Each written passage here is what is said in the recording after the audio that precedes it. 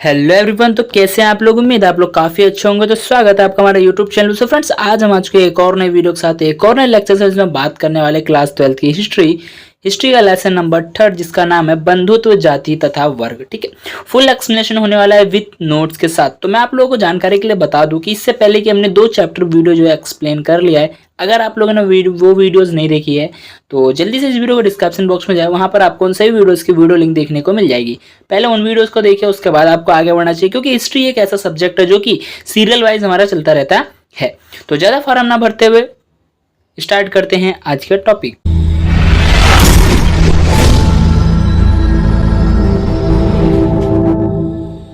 Friend, जैसे कि मैंने बताया, आज हम पढ़ने वाले लेसन नंबर 3 जिसका नाम है बंधुत्व, जाति तथा वर्ग। ठीक है, बंधुत्व में इसका होता है हमारे बंधु मित्र जो हमारे साथ रहते हैं। ठीक है, जाति क्या होता है? सबकी अपनी अपनी एक अलग अलग संस्कृति होती है, कास्ट होती है, ये हमारी जाति में आ जाती है। वर्ग यानी कि सभी का क्या है, अगर कोई हिंदू है तो उसका एक अलग कास्ट होगा, उसका अपना एक अलग गोत्र होगा। ठीक है, कुल होगा, खानदान होगा। और सेम अगर कोई दूसरा है तो उसका अलग कुल गोत्र होगा। ये हमारा क्या था, वर्ग में आ जाता है। ठीक है, बात करते हैं आरंभिक समाज की यानी कि शुरुआती समाज की। कब से कब तक जो हमारा टाइम पीरियड रहने वाला है वो रहने वाला है 600 ईसा पूर्व से 600 ईस्वी। ठीक है, बात करते हैं सबसे फर्स्ट टॉपिक की। तो पहला टॉपिक हमारा आता है महाभारत। ठीक है, महाभारत क्या है? महाभारत का जो हमारा फर्स्ट टॉपिक है इसको हम थोड़ा सा एक्सप्लेन करेंगे ताकि हमें आगे के जो आने वाले टॉपिक्स है वो अच्छे से क्लियर हो जाए। महाभारत दुनिया का सबसे बड़ा महाकाव्य। अगर बात करें महाभारत की, जो महाभारत है वो हमारा क्या है, दुनिया का सबसे बड़ा जो है महाकाव्य माना जाता है। ठीक है, महाभारत में 1 लाख से अधिक श्लोक लिखा गया। सोचिए कितना बड़ा होगा ये महाभारत, कि इसमें तकरीबन कितनी बात कर रहे हैं तो 1 लाख से प्लस इसमें क्या है, श्लोक हैं। ठीक है, इसका पूरा नाम जय सनी था। यानी बात करें, अभी हम इसको क्या है नॉर्मली महाभारत के नाम से जान रहे हैं, लेकिन अगर इसका पुराना नाम जाने तो पुराने नाम में इसको क्या जाता है, जय सनिता कहा जाता था। किसको? महाभारत को। ठीक है, यह भारत के सबसे समृद्ध ग्रंथों में से एक है। बात करें महाभारत की तो ये क्या है हमारा, ये भारत का सबसे समृद्ध ग्रंथ में से एक है। ठीक है, महाभारत की रचना 1000 वर्ष तक होती रही थी। जो महाभारत हमारा है इसकी जो रचना यानी कि इसको जो लिखा गया था, इसका जो मतलब इसमें जो लेखनी की गई थी वो तकरीबन कब तक चलता रहा था, 1000 वर्षों तक चलता रहा था। ऐसा नहीं कंटिन्यूसली चल रहा था, कभी क्या है कि इधर कुछ वर्ष हुआ, इधर कुछ टाइम पीरियड हुआ, फिर कुछ समय रुकने के बाद फिर स्टार्ट हुआ, फिर कुछ समय रुकने के बाद फिर स्टार्ट हुआ। तो ऐसे ऐसे करके तकरीबन 1000 वर्षों तक ये चलता रहा। इसलिए हम महाभारत को एक गतिशील ग्रंथ भी कहते हैं। क्लियर है इतना? ठीक है, महाभारत से उस समय के समाज की स्थिति तथा सामाजिक नियमों के बारे में जानकारी मिलती है। अगर बात करें महाभारत की तो महाभारत को अगर हम पढ़ते हैं, उसको रीड करते हैं तो हमें क्या पता चलता है, उस टाइम पे यानी जब महाभारत लिखा जा रहा था उस टाइम पे क्या था कि हमारा जो समाज था उसकी कैसी स्थिति थी। ठीक है, और हमारे जो सामाजिक नियम थे, जो समाज में एक रहने के लिए क्या क्या नियमों को हमें पालन करना होता है, किन किन नियमों को फॉलो करना होता था, वो सारी चीजें कहाँ आती थी, हमारी महाभारत में लिखा गया है। ठीक है, महाभारत शामिल कुछ कथाएं तो इस काल में पहले भी प्रचलित थी। यानी कि बात करें महाभारत में जो भी कथाएं अभी जो भी कथा उसमें लिखी गई है ना, वो इस काल में भी क्या है, प्रचलन में है या चल रही है। महाभारत में 2 परिवारों के बीच हुए युद्ध का चित्रण किया गया है। जो बात करें महाभारत की, जो महाभारत जो लिखा गया है ना, इसमें सिर्फ 2 परिवारों के बीच हुए युद्ध का क्या है, संघर्ष किया गया है, जो अपनी सत्ता के लिए क्या कर रहे हैं, सत्ता के लिए आपस में ही लड़ रहे थे। ठीक है, तो वो 2 परिवार कौन थे, कौरव और पांडव। ठीक है, यहाँ पे मैंने लिख रखा है पांडव और कौरव। ठीक है, कौरव पांडव। कौरव कितने थे? पांडव 5 भाई थे, कौरव 100 भाई थे, है ना। तो 100 के बीच में पूरा युद्ध चला था, ये तकरीबन 18 दिनों तक। वो हम आगे अच्छे से एक्सप्लेन करेंगे। अब आता है हमारा नेक्स्ट पॉइंट है महाभारत का समालोचनात्मक संस्करण। इस टॉपिक को आगे पढ़ने से पहले बता दूं, समालोचनात्मक का वर्ड मीनिंग क्या होता है। समालोचनात्मक होता है मतलब होता है किसी भी चीज को अच्छे से उसका क्या करना, निरीक्षण करना, उसके गुण दोष देखना, उसमें क्या क्या बातें कही गई है, क्या इसमें जो बातें कही गई है क्या वो सारी बातें सच है या नहीं है, उन सभी का सही से डेडिकेट तरीके से क्या करना, उसको रीड करना और उसका समालोचनात्मक संस्करण तैयार करना ही हमारा क्या कहलाता है, महाभारत का समालोचनात्मक संस्करण। ठीक है, तो स्टार्ट करते हैं। फर्स्ट टॉपिक है सन 1919 में प्रसिद्ध संस्कृत विद्वान वीएस सुथांकर के नेतृत्व में एक अत्यंत महत्वाकांक्षी परियोजना प्रारंभ किया गया। ठीक है, सन 1919 में एक हमारे प्रसिद्ध विद्वान थे जिनका नाम क्या था, वीएस सुथांकर। ठीक है, क्या था, वीएस सुखांतर। ठीक है, VH यहाँ पे ना आएगा, यहाँ पे क नहीं आएगा, ठीक है। सुनथाकर था, ठीक है। इनके नेतृत्व में एक महत्वाकांक्षी जो है परियोजना को आरंभ किया गया, शुरू किया गया था। कई विद्वानों ने मिलकर महाभारत का समालोचनात्मक जो है संस्करण तैयार करने की जिम्मेदारी उठाई।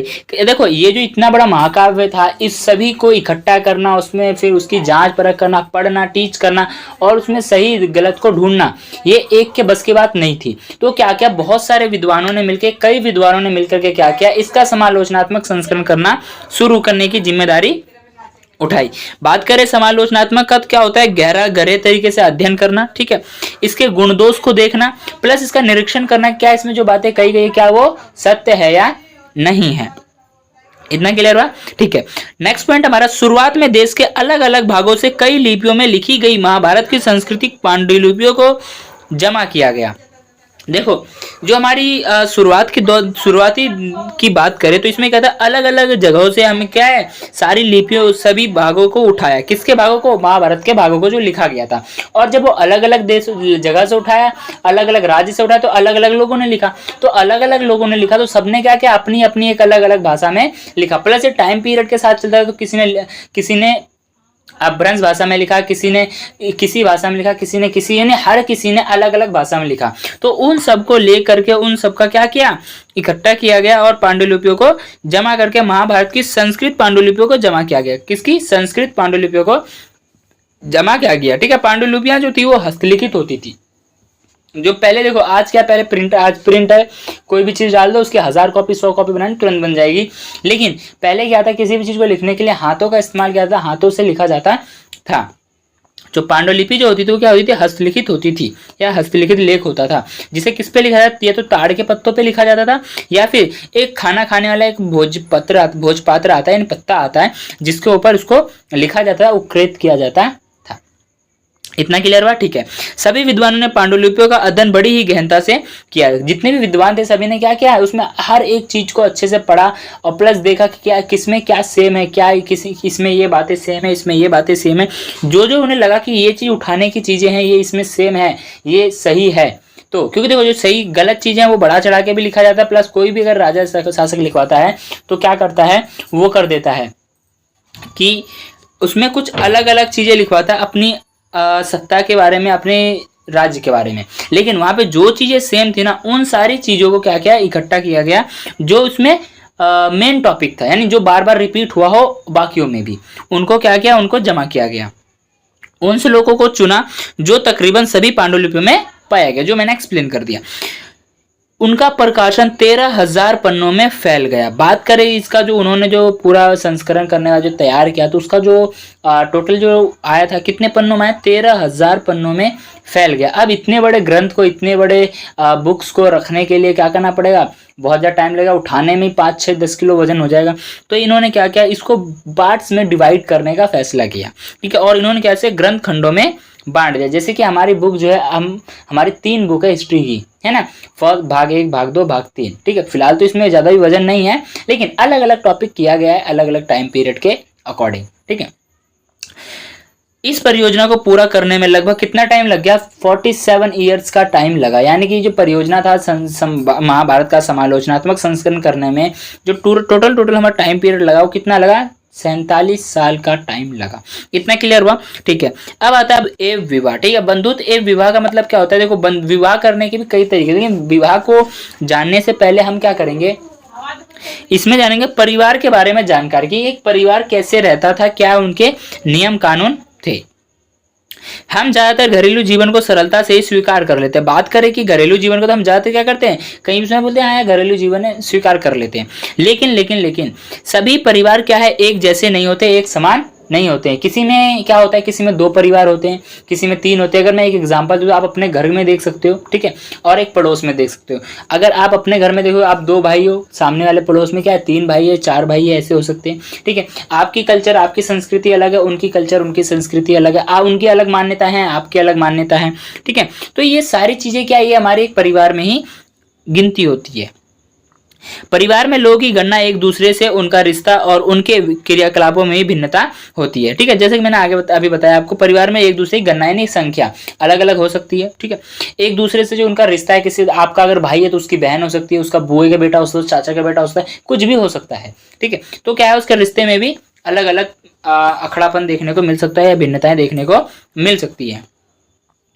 ठीक है, प्लस उनकी अलग अलग जो है दिनचर्या की संस्कृति अलग होगी। ठीक है, उनके क्रियाकलाप जो होंगे उनमें भी भिन्नता होगी। परिवार एक समूह का भाग होता है। बात करें जो परिवार होता है वो क्या होता है, एक समूह का भाग होता है, यानी कि एक बहुत बड़े हिस्से का एक छोटा भाग होता है। जैसे हम पूरा खानदान होता है ना, देखो एक होता है पूरा खानदान और उसमें से निकला हुआ एक पार्ट होता है जो हम परिवार के रूप में इंडिकेट होता है, जिन्हें हम रिश्तेदार कहते हैं। जिन्हें हम क्या कहते हैं, रिश्तेदार कहते हैं। तकनीकी भाषा का प्रयोग करें तो हम इन्हें जाति समूह की संज्ञा दे देते हैं। जाति समूह की संज्ञा दे देते हैं। वो मुस्लिम समुदाय से, वो हिंदू समुदाय से, वो सिख समुदाय से, वो यहूदी से है, वो किसी से, वो किसी से अगर। ठीक है, उसके बाद कुछ समाजों में चचेरे मौसेरे भाई बहन से खून का रिश्ता माना जाता है। कई ऐसे समाज हैं, ठीक है, कुछ समाजों में क्या है, चचेरे मौसेरे जो भाई बहन होते हैं उनसे खून का रिश्ता माना जाता है, परंतु कुछ अन्य ऐसे समाज भी है जहाँ पे मौसेरे चचेरे भाई बहन से खून का रिश्ता नहीं माना जाता है। इसका सबसे अच्छा एग्जाम्पल की बात करें तो सबसे अच्छा एग्जाम्पल आता है चचेरे मौसेरे भाई बहन में खून का रिश्ता कौन लोग मानते हैं, जो हिंदू धर्म में होते हैं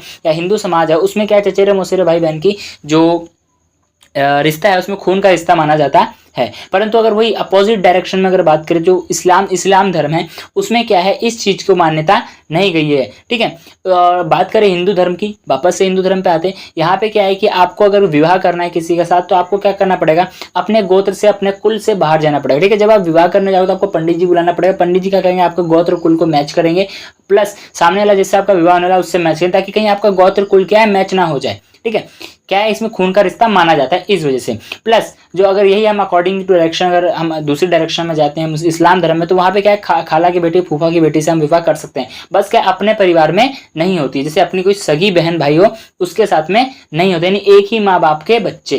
क्लियर है इतना? ठीक है, कुछ बंधुत्व सत्ता, यहाँ पे सट्टा नहीं आएगा, क्या आएगा, सत्ता आएगा। ठीक है, सट्टा पता नहीं कैसे लिख दिया, यहाँ पे सट्टा लगाने का मन कर रहा है वैसे कि नहीं है, चलो कोई नहीं। कुछ बंधुत्व सत्ता तथा संपत्ति पर अधिकार जमाने के लिए युद्ध तक को उतारू हो जाते हैं। यानी कई ऐसे बंधुत्व समाज है, मित्र है, ठीक है, परिवार है, जिसमें क्या है कि लोग क्या करते हैं, अपने संपत्ति पर अधिकार जताने के लिए युद्ध तक को उतारू हो जाते हैं, यानी युद्ध तक भी करने को तैयार हो जाते हैं। जैसे कुरुवंश के, यहाँ पे गुरु नहीं आएगा, क्या आएगा, कुरुवंश आएगा। जैसे कुरुवंश के राजकुमार पांडव और कौरव, जो पांडव कौरवों के बीच जो युद्ध हुआ था, तकरीबन 18 दिनों तक ये युद्ध चला था। जो महाभारत लिखी गई है इन्हीं के ऊपर लिखी गई थी। ठीक है, दो परिवार थे, दो भाई थे, जिनमें की युद्ध चला था तकरीबन किसमें, पांडव और कौरवों के बीच में। तकरीबन ये जो युद्ध चला था तकरीबन 18 दिनों तक युद्ध चला था। और किसके लिए चला था, सत्ता के लिए तो चला था, सत्ता संपत्ति के लिए, है ना, सिंहासन के लिए ये युद्ध लड़ा गया था, जिसमें किसकी विजय हुई थी, पांडवों की विजय हुई थी तकरीबन 18 दिनों की युद्ध के बाद। इतना क्लियर? ठीक है, परिवार के विषय में यह भी कह सकते हैं कि जब पुत्र ना हो तो उस समय उत्तराधिकार का पद चचेरा भाई यानी कि पापा के छोटे भाई जो होते हैं, यानी हमारे चाचा जो होते हैं, ठीक है, चाचा वो पद यानी सिंहासन का पद संभाल सकते हैं। इतना क्लियर हुआ? ठीक है, अब आता है हमारा नेक्स्ट पॉइंट है, कुछ विशेष परिस्थितियों में स्त्रियां भी पद संभाल लेती हैं। कई ऐसे विशेष परिस्थितियां हैं जिसमें क्या करते हैं, जो स्त्री होते हैं वो भी सिंहासन का पद संभाल सकती हैं। जैसे कि हमारा सबसे पहला जो एग्जाम्पल आता है वो आता है प्रभावती गुप्त का। ठीक है, प्रभावती गुप्त ने क्या किया था, अपने पति की मृत्यु के बाद उन्होंने क्या किया था, अपनी सत्ता को संभाला था, उनकी सत्ता को संभाला था। अब यहाँ पे एक और टॉपिक आता है हमारा निकल के, पितृवंशिकता से क्या अभिप्राय है। पितृवंशिकता होती क्या है, यानी कि देखो सिंपल से अगर ले में बात करें तो पितृवंशिकता वह वंश परंपरा होती है जिसमें पिता की परंपरा चलती रहती है, यानी पुरुष प्रधानता रहती है। यानी कि पहले पिता आएगा, पिता के बाद उसका पुत्र आएगा, पुत्र के बाद पुत्र का पुत्र आएगा, उसके बाद परपोत्र, ऐसे ही चलते रहेंगे, पहले बेटा, बेटे का बेटा, बेटे का बेटा। तो उसमें क्या पुरुष प्रधानता चलती रहे, उसे हम पितृवंशिकता कहते हैं। वहीं अपोजिट डायरेक्शन में बात करें मातृवंशिकता, यानी कि माता से चलने वाली वंश परंपरा को हम मातृवंशिकता कहते हैं। इतना क्लियर हुआ? ठीक है, अब आता है हमारे विवाह के नियम। कुछ जो हम विवाह करते हैं, विवाह के कुछ नियम होते हैं, कानून होते हैं, ठीक है, जिनके अकॉर्डिंग क्या करते हैं, हम विवाह करते हैं किसी भी समाज में, किसी भी जाति में। विवाह के नियम, इससे यह माना जाता है कि वंश को आगे बढ़ाने के लिए पुत्र ही आवश्यक होता है। बात करें अगर हम विवाह के नियम, तो सबसे पहले हमें यह माना जाता है कि अगर किसी भी समाज को आगे लेके जाना है, किसी भी परिवार को या फिर किसी भी खानदान को, परिवार को आगे लेके जाना है, तो उसमें क्या होता है हमारा कि जो वंश परंपरा है ना, वंश परंपरा को आगे बढ़ाने के लिए एक पुत्र की आवश्यकता होती है। इसी व्यवस्था में पुत्री को क्या था, बिल्कुल अलग नजरिए से देखा जाता था। इसी व्यवस्था में क्या, पुत्री की जो एक थी, एक उन्हें हीन नजरों से देखा जाता है, हीनता थी उसमें। लोगों के पास उस टाइम पे क्या था, इतनी नॉलेज नहीं थी, मेंटेलिटी उन लोगों की ऐसी थी कि पुत्र को ही ज्यादा महत्व दिया जाता, बाकी स्त्रियों के लिए या फिर पुत्री के लिए, उनके लिए एक अलग नजरिया देखा जाता था। ठीक है, पुत्री का कोई भी अधिकार पिता की संपत्ति पर नहीं होता था। बात करें अगर पुत्री के अधिकार की, तो उसका अधिकार पिता की जो भी संपत्ति है उस पर नहीं होगा। लेकिन पिता की जो पिता होता है, उसका एक धर्म ये था कि वो अपने जब पुत्री को जन्म देगा, ठीक है, जन्म के बाद क्या करेगा, उसका पालन पोषण करेगा, ठीक है, प्लस उसको अच्छे घर में अच्छे लड़के के साथ उसका विवाह कर देगा। जब उसकी उम्र हो जाए, जब उसकी सही विवाह की उम्र हो जाए, तब सही लड़के के साथ सही उम्र में उसका विवाह करेगा। और विवाह के टाइम पे जो कन्यादान में दिया जाएगा, ठीक है, जो भी उसको हक्का बनेगा, जो भी उसके फैमिली या पिता जो भी उसको दान में दे देंगे, वही उसके अधिकार में आएगा। किसके अधिकार में, पुत्री के अधिकार में। लेकिन उस टाइम पे ऐसा भी था, जैसे हमने लेसन 2 में रीड किया था कि महिलाओं को क्या था, प्रॉपर्टी या फिर आप कैसे हो संपत्ति रखने का अधिकार नहीं था। ठीक है, अब इसी में आता है विवाह के 4 नियम आते हैं। 4 नियमों को पहले देख लेते हैं। देखो, विवाह के 4 नियम आते हैं, जिसमें से दो आपको दिख रहे हैं, 2 आपके नेक्स्ट पेज पे हैं। ठीक है, अंतर विवाह। ठीक है, अंतर विवाह के नाम से पता चल रहा है, अंतर विवाह मीन्स क्या होता है, अंदर में विवाह होना। ठीक है, अंतर विवाह में वैवाहिक संबंध समूह के बीच ही होते हैं, जैसा कि आप इस्लाम धर्म में देख सकते हैं। यह संबंध एक गोत्र में हो सकता है, एक कुल में हो सकता है, या एक जाति में हो सकता है, तथा एक ही स्थान पर निवास करने वालों के बीच में हो सकता है। यानी जो एक ही स्थान पे निवास कर रहे हो उनके साथ में हो सकता है। इतना क्लियर है? ठीक है, अब आता है बहिर्विवाह। बहिर्विवाह इसके नाम से चल रहा है बाहर होने वाली विवाह। ठीक है, बहिर्विवाह इसमें दूसरे गोत्र से, इसमें गोत्र से बाहर विवाह करने को कहा जाता है। इसमें किससे कहा जाता है, गोत्र से विवाह बाहर करने को कहा जाता है। नहीं कि उसका दूर दूर तक कोई भी नामो निशान नहीं होना चाहिए गोत्र का, जिसका पालन समाज के सभी लोगों को करना होता था। जिसका पालन क्या था, समाज के सभी लोगों को करना होता था गोत्र के बाहर विवाह करने के लिए। ठीक है, अब आता है बहुपति प्रथा। बहुपति प्रथा इसके नाम से यानी एक ही पत्नी, एक ही स्त्री के कई सारे पति होना। ठीक है, इसमें एक ही स्त्री के कई पति होते थे। ठीक है, इस पद्धति में, हाँ, इसमें एक ही स्त्री के कई पति होने की पद्धति पाई जाती है। यानी एक स्त्री होती है, उसके कई सारे पति होते थे। जैसे कि आप सबसे अच्छा एग्जांपल देख सकते हो, श्रीमती द्रौपदी। ठीक है, इनके क्या थे, 5, ये स्त्री एक ही थी, लेकिन जो पति की संख्या थी वो कितनी थी, 5 थी। ठीक है, जो पांडवों की बीवी थी। इतना क्लियर है? ठीक है, अब आता है बहुपत्नी प्रथा। बहुपत्नी प्रथा में क्या आता है, इस व्यवस्था में एक पुरुष के कई पत्नियां होने के जो है पद्धति देखी जाती है। जैसे कि सातवाहन शासक थे वो, ठीक है, मौर्य समाज आया वो, उसका जो हमारा मुगल साम्राज्य था वो, इसमें क्या था, हमें देखने को ये पद्धति मिलती है। इतना क्लियर है? ठीक है, अब आता है धर्मसूत्र और धर्मशास्त्र। ठीक है, धर्मसूत्र क्या होता है और धर्मशास्त्र क्या होता है, इसको जान लेते हैं। ठीक है, ब्राह्मणों ने समाज के लिए कुछ अलग अलग आचार संहिता, नियम कानून को तैयार किया था या फिर बनाया था, जिसका पालन ब्राह्मणों को विशेष तौर पर करना होता था, तथा बाकी समाज को भी इन नियमों में बांधा गया था। बांधना मीन्स क्या होता है, धर्मसूत्र में बांधा गया था। इन्हीं को ही धर्मसूत्र और धर्मशास्त्र कहा गया। धर्मशास्त्र मीन्स क्या होगा, धर्म के चलने के लिए जो नियम कानून होना वो शास्त्र, और सूत्र मीन्स क्या होता है, बांधना। ठीक है, सूत्र मीन्स क्या होता है, धर्म सूत्र में कहते हैं तुमने मुझे धर्म संकट में डाल दिया, तो वैसा ही धर्म सूत्र में बांधा। देखो क्या था इसमें, ब्राह्मणों ने क्या कहते हैं, समाज के लिए कुछ, मतलब समाज में एक जीवन व्यतीत करने के लिए कुछ नियम कानून बनाए थे, जिन्हें हम धर्मसूत्र और धर्मशास्त्र कहते हैं, जिनका पालन जो था सभी को करने के लिए इन्होंने किया था। लेकिन क्या था, ये इन लोगों को खासकर करना था, क्योंकि अगर देखो जिन्होंने कानून बनाया अगर वही इसका पालन नहीं करेंगे, क्या बाकी लोग करेंगे? नहीं करेंगे। तो बाकी लोगों से इसको पालन करवाने के लिए क्या करते थे ये लोग, खुद अपने ऊपर इनको विशेष तौर पे इनको करना ही होता था, क्योंकि ये लोग नहीं करेंगे, जिन्होंने बनाया जब वही नहीं करेंगे तो बाकी दुनिया का घंटा करेगी, है कि नहीं है? तो इसीलिए इसमें क्या था, जो ब्राह्मणों द्वारा जो बनाए गए थे, नियम कानून बनाए गए थे, उनका पालन ब्राह्मण तो करते ही थे, साथ ही साथ बाकी जो समाज था उनको भी इन नियमों में बांधा गया था। इन्हें ही धर्मसूत्र और धर्मशास्त्र कहा गया। इतना क्लियर हुआ? ठीक है, अब आता है नेक्स्ट पॉइंट आता है, धर्मसूत्र और धर्मशास्त्र में 8 प्रकार के विवाह को स्वीकृति दी गई है। बात करें धर्मसूत्र और धर्मशास्त्र यानी ब्राह्मणों के द्वारा जो जो है इसमें 8 प्रकार के विवाह का विवरण दिया गया है या फिर बताया गया है। ठीक है, इसमें से क्या है, पहले 4 को उत्तम माना गया है, उत्तम यानी उत्तम दर्जे का माना गया है। क्यों उत्तम दर्जे का माना गया है वो मैं आपको आगे एक्सप्लेन करूंगा। तथा शेष को निंदित माना गया है। शेष को क्या क्या है, निंदित माना गया है। यानी यहाँ पे देखो, यहाँ पे निंदित नहीं आएगा, यहाँ पे आएगा निंदित आएगा। ठीक है, ये वाला निंदित। यहाँ पर निंदित विवाह उन लोगों के लिए था जो ब्राह्मणों के द्वारा बनाए गए नियमों का पालन नहीं करते थे। इसी से आप अनुमान लगा सकते हो। उत्तम वाले क्या थे, जो ब्राह्मणों के नियम जो बनाए गए थे, जब वो जो उसके अकॉर्डिंग चलते थे वो उत्तम विवाह में माने जाते थे, और जो उनके अकॉर्डिंग नहीं चलते थे वो क्या था, निंदित विवाह में मान जाता था। 2-3 अगर मैं एक्सप्लेन कर दूं, भाग के विवाह करना, मंदिर में जाकर के विवाह करना, कोर्ट मैरिज करना, लव मैरिज करना, उस टाइम पे सब क्या थे, बैन थे या फिर सही नहीं माना जाता था। क्लियर इतना? ठीक है। अब आता है स्त्री का गोत्र, यानी कि एक जो स्त्री होती है उसका क्या कोई खानदान, उसका कोई सरनेम, उसका कोई गोत्र होता है क्या, वो पढ़ने वाले हैं। ठीक है, एक ब्राह्मण्य पद्धति जो तकरीबन 1000 ईसा पूर्व के पश्चात से प्रचलित हुई है। एक ब्राह्मण्य पद्धति है जो तकरीबन कब से चलती हुई आ रही है, 1000 ईसा पूर्व से चलती हुई आ रही है। ठीक है, यह लोगों का गोत्र में वर्गीकृत करती है। क्या करती है, लोगों को गोत्र में वर्गीकृत करती है। लोगों को उसके खानदान में या फिर उसका एक गोत्र होता है। देखो, लोगों का जो कुल होता है, गोत्र होता है ना, वो क्या है, हर एक ऋषि के नाम पे होता है, जिसको मैं आगे एक्सप्लेन करूंगा। देखो, हर गोत्र का एक वैदिक, देखो यहाँ पे आ गया, ऋषि के नाम पे होता था, वैदिक ऋषि के नाम पे होता है, जैसे कि कश्य होता था। ठीक है, और भी कई सारे गोत्र होते थे जो ऋषियों के नाम पे होते थे। ठीक है, उस गोत्र के सदस्य को ऋषि का वंशज माना जाता है। यानी जिस गोत्र के नाम से वो वंशज चलता था, उस गोत्र को क्या करते थे, उस ऋषि के वंशज माने जाते हैं, उसके उसी से अंशित माने जाते, वंशज माने जाते थे।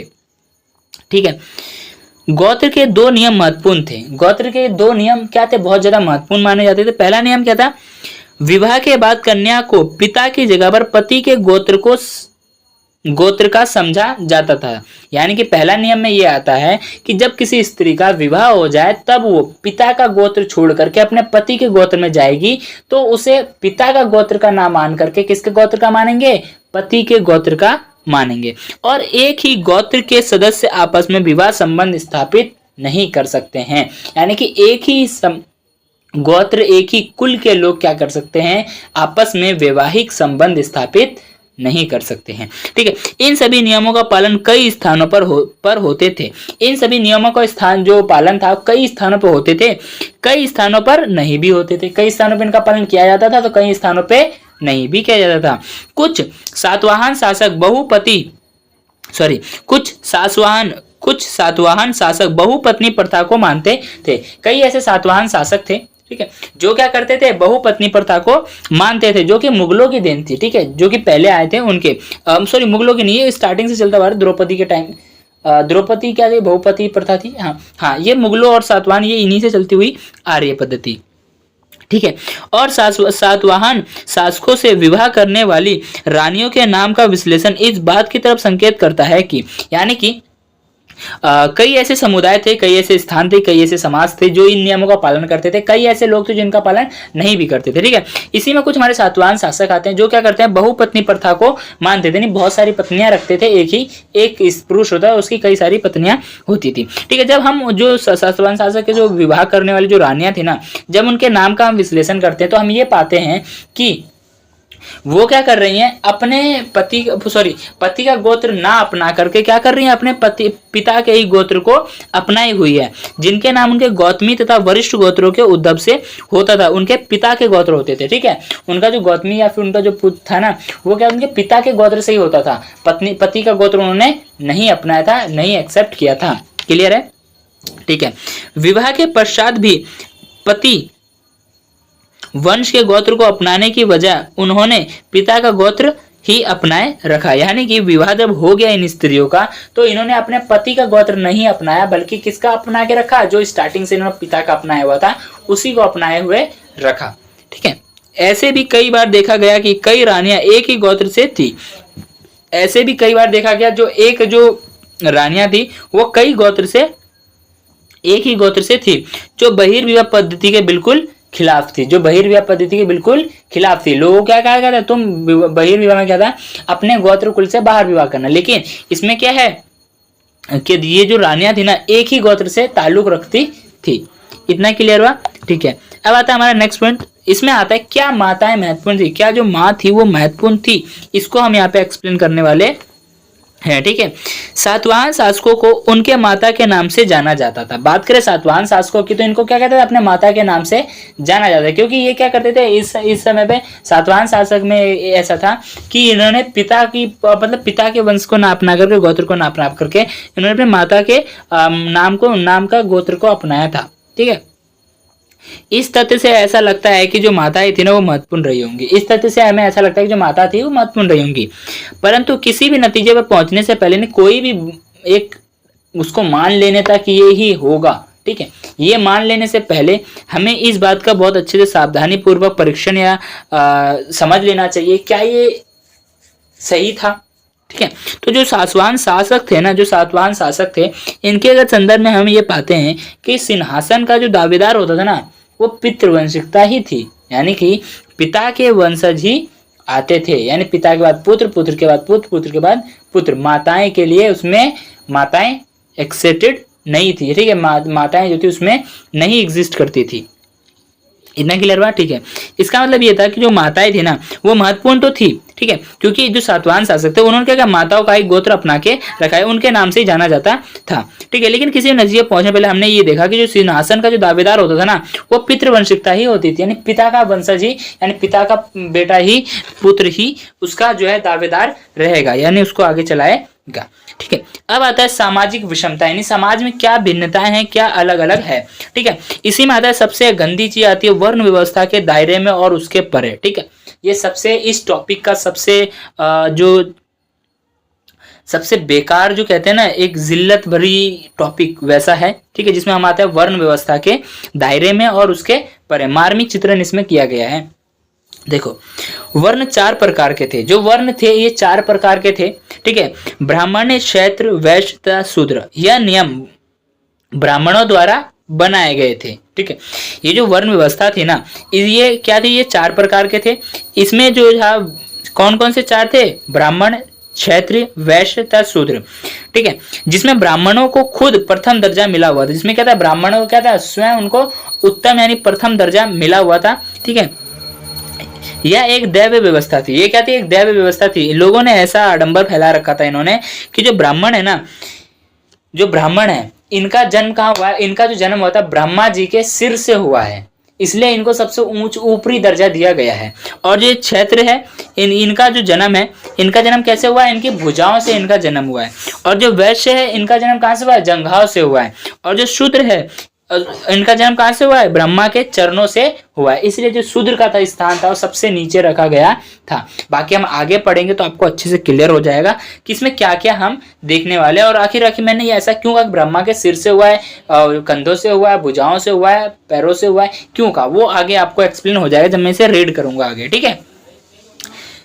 सबसे पहले आता है ब्राह्मण व्यवस्था, ठीक है। ब्राह्मण क्या है, जो देखो वर्ण थे 4 प्रकार के, ब्राह्मण, वैश्य, क्षत्रिय, शूद्र, ठीक है। ब्राह्मण, क्षत्रिय, वैश्य, शूद्र। तो सबसे पहले आता है ब्राह्मण, ठीक है।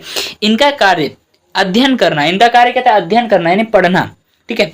दान करना, क्या था, दान करना यानी दान करते थे, तथा दान लेना, तथा क्या कहते, दान लेते भी थे, ठीक है। वेदों की शिक्षा ग्रहण करना यानी वेद पढ़ते थे, उनकी शिक्षा ग्रहण करते थे, तथा यज्ञ करना तथा करवाना, यज्ञ करते भी थे और करवाते भी थे। बहुत सारे पंडित आपस में मिलकर के यज्ञ करते भी थे और करवाते भी थे। अब आता है हमारा सेकंड, क्षत्रिय, ठीक है। इनका कार्य शुद्ध था, ठीक है। इनका कार्य क्या था, युद्ध करना था, शुद्ध नहीं, यहाँ पे युद्ध आएगा, युद्ध है, ठीक है। इनका कार्य क्या था, युद्ध करना था, लोगों की रक्षा करना था। लोग देखो, ब्राह्मणों का ऊंचा दर्जा क्या था, दान देते थे, दान लेते थे, शिक्षा, वेदों की शिक्षा ग्रहण करते थे, यज्ञ करते थे, करवाते थे, ठीक है। तो ये सबसे क्या ऊपरी यानी सोच विचार यानी दिमाग से होने वाले कार्य करते थे। वैश्यों का जो उत्पन्न था, उद्भव था, कहां से हुआ था, उनकी भुजाओं से। अब जो भुजाएं होती थी उनसे क्या हुआ था, युद्ध करना, अपने भुजाओं में जान रहेगा तभी तो युद्ध करेंगे। उसका लोगों की रक्षा करना, जब हमारे अंदर जिगरा रहेगा तभी तो रक्षा करेंगे, है ना। दान देना, किसको दान देते हैं, ब्राह्मणों को दान देते थे, और भी कई लोगों को ये दान दिया करते थे, इनका काम था दान देना। यज्ञ करवाना, ठीक है, क्या था, यज्ञ करवाना। और अन्य और न्याय करना जैसे कार्य शामिल थे। किसमें? क्षेत्र में। ये क्या लोग करते? ये न्याय भी करते थे। उसके बाद आता है वैश्य। वैश्य क्या था? इनका कार्य यज्ञ करवाना, दान दक्षिणा देना, वेदों का पाठन करना यानी पढ़वाना, साथ ही साथ कृषि, गौपालन और व्यापार का काम भी शामिल था। यानी कि वैश्य में क्या आता था? वैश्य में यह आता था कि ये लोग यज्ञ करवाते थे, ठीक है, दक्षिणा देते थे, ठीक है। उसके बाद क्या था? यज्ञ जो वेद था, वेदों का पाठन करवाते थे, पढ़वाते थे, ठीक है। उसके बाद क्या है? ये लोग कृषि क्या करते थे? गौपालन यानी कि पशुओं को पाला करते थे, और अपना व्यापारिक काम भी क्या करते थे? व्यापार वगैरह भी करते थे। कौन? वैश्य लोग। अब आता है सबसे निचला दर्जा जो कि हमारा शूद्र का है, जिसे हम अस्पृश्य भी कहते हैं, ठीक है। शूद्र के लिए केवल एक ही आजीविका का साधन था। शूद्र के केवल एक ही आजीविका का साधन था। वो क्या था? इन तीनों उच्च वर्णों की क्या था? सेवा करना। क्या था? इन तीनों उच्च वर्णों की क्या करना था? सेवा करना था। इन नियमों का अनुसरण करने के लिए ब्राह्मणों ने कुछ नीतियां अपनाई। इन नियमों को सही ढंग से चलाने के लिए क्या किया? ब्राह्मणों ने कुछ नीतियां अपनाई। इन्होंने कहा वर्ण व्यवस्था ईश्वर की देन है। इन्होंने क्या कहा? जो वर्ण व्यवस्था ये ईश्वर की देन है। ब्राह्मणों ने राजा महाराजाओं को प्रेरित किया कि वे वर्ण व्यवस्था को लागू करवाए। ब्राह्मणों ने क्या किया? राजा महाराजा को प्रेरित किया कि वो वर्ण व्यवस्था को मनवाए सभी लोगों से और लागू करे। उन्होंने लोगों को यह विश्वास दिलाने का प्रयास किया कि उनकी प्रतिष्ठा जन्म के आधार पर होती है, यानी उनकी इज्जत, इनकी मान सम्मान जो उनके जन्म के आधार पर होती है। कोई मायने नहीं रखता कि तुम ब्राह्मण और नीच कार्य कर रहे हो तो कोई मायने नहीं रखता, तुम ब्राह्मण ही हो, ऐसा इन्होंने कहा, ठीक है। लेकिन कई विद्वान ऐसे जिन्होंने झुठला दिया, अगर तुम ब्राह्मण और तुम सही कार्य नहीं कर रहे हो, नीच काम कर रहे हो, तो तुम ब्राह्मण कहलाने के लायक नहीं हो, ठीक है। और अगर शूद्र रह करके तुम अच्छे काम कर रहे हो, जैसे कि हमारे कई सारे एकलव्य आते हैं, ठीक है, जो कि काफी नीची जाति से आते हैं, तो ये सभी जो थे इन्होंने अच्छे एग्जाम्पल भी पेश किया है। इतना क्लियर है। उसका था अक्षत्रिय राजा। क्या था? अक्षत्रिय राजा। शास्त्रों के अनुसार सिर्फ क्षेत्र ही राजा बन सकता था। अगर बात करें हम शास्त्रों की, तो शास्त्रों के अनुसार क्या था? ये सिर्फ जो था, जो क्षेत्र था, जो युद्ध वगैरह करते थे, या जो मतलब कि क्षेत्र समुदाय से, वर्ग से, वर्ण से आते थे, वही क्या कर सकते थे? राजा बन सकते। लेकिन कई महत्वपूर्ण शासक वंशों का उदय दूसरे वर्णों से भी हुआ। कई ऐसे शासक वर्ग भी आए जिनका जो उदय था कहां से हुआ? दूसरे वर्णों से भी हुआ। हमारा यह कहना गलत होगा कि क्षेत्र ही राजा हो सकता था। हमारे कहना गलत होगा कि क्षेत्र ही राजा हो सकता था, क्योंकि इतिहास में ऐसे कई राजा थे जो क्षेत्र नहीं थे, जो कहते क्षेत्र वर्ण से नहीं आते थे, जैसे मौर्य वंश के शासक चंद्रगुप्त मौर्य। क्लियर है इतना? ठीक है। राजा कोई भी बन सकता था, राजा जो था कोई भी बन सकता है, इसलिए यह आवश्यक नहीं था कि वह क्षेत्र कुल से ही जन्मा हो, वो क्षेत्र कुल से ही जन्मा हो। इसके अलावा ताकत और समर्थन जरूरी था। इसके अलावा क्या था? ताकत और समर्थन होना बहुत जरूरी था। इसको हम यहीं पे एंड करते हैं, ठीक है। चैप्टर जो अभी काफी कुछ बचा हुआ है, इसमें काफी लंबा टॉपिक है। बाकी जाति और सामाजिक जो गतिशीलता है, इसको हम अपने आने वाले लेक्चर 2 में एक्सप्लेन करेंगे। तो आज की वीडियो में इतना ही, मिलते हैं नेक्स्ट वीडियो में। अगर आप लोग वीडियो अच्छी लगी तो वीडियो को लाइक करें, अपने यार दोस्तों में शेयर करें, और हाँ कोई डाउट हो, कोई प्रॉब्लम इस वीडियो कमेंट बॉक्स में कमेंट करें, मैं पूरी कोशिश करूँगा आपके डाउट को क्लियर कर दूँ, ठीक है। और अगर आप लोग वीडियो समझ में तो प्लीज एक बार और देखिए, आपको सारी चीजें लाइन वाइज क्लियर हो जाएगी, क्योंकि हमने बुक से ही सारे टॉपिक्स को, एक एक टॉपिक्स को एक्सप्लेन किया। तो आज की वीडियो में इतना ही, मिलते हैं नेक्स्ट वीडियो में, तब तक के लिए bye bye. Thanks for watching this video.